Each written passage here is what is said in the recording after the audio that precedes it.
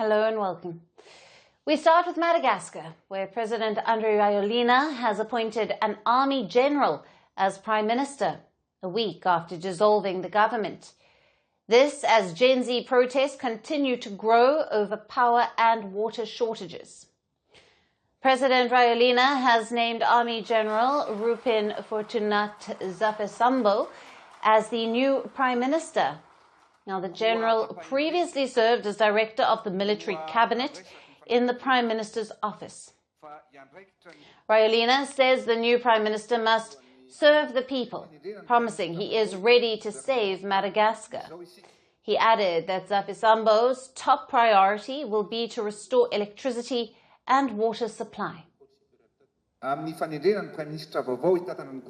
We will proceed with the appointment of the Prime Minister, as proposed by the members of Parliament, and thus appoint a Prime Minister who can restore public order and the confidence of the people. There will be openness and listening, which is why we will engage in dialogue and national consultation under the auspices of the FFGAM, Council of Christian Churches in Madagascar. While the president takes steps to calm public anger, protests on the street show no signs of dying down. Genz anti-government protests have entered their third week. University students and local residents gathered in the capital of Antananarivo on Monday and then marched toward the city centre, where security forces stopped them at a barricade. The accumulation of problems provokes a revolution, and that's why the state has lost control. This is a revolution, not a simple removal of the president. No, it's a revolution. And the only solution to a revolution is to accept the people's demands. The United Nations reported at least 22 people killed and more than 100 injured in the early days of the protests. However, the government has rejected the figures. Inspired by similar Genz marches in Kenya and Nepal, these protests are the largest wave of unrest in the Indian Ocean island nation in recent years. Sparked by anger over persistent water and power cuts, the demonstrations have grown into calls for President Rajoelina to resign. So we're just looking for justice, a good leader for Madagascar, because we're in free fall. The country is suffering economically, educationally, environmentally. We can't take it anymore. And that's why young people are still motivated.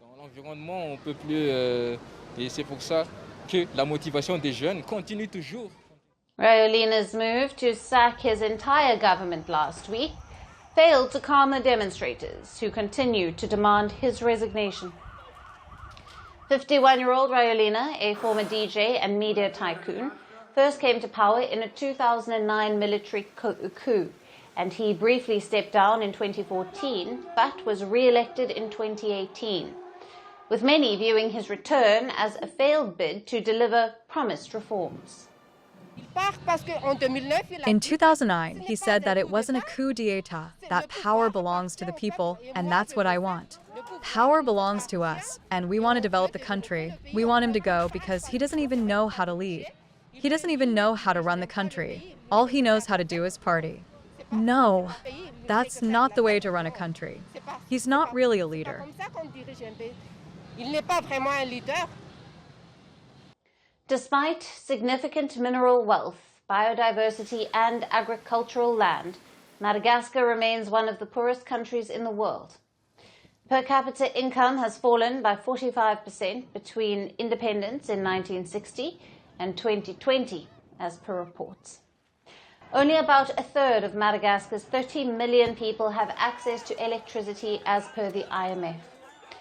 Daily power cuts often exceed 8 hours. The state energy company has been accused of corruption and mismanagement, fueling public anger. People always say that Madagascar is on the road to development, but no. At the moment, Madagascar is poor, because we don't have a leader to help us develop.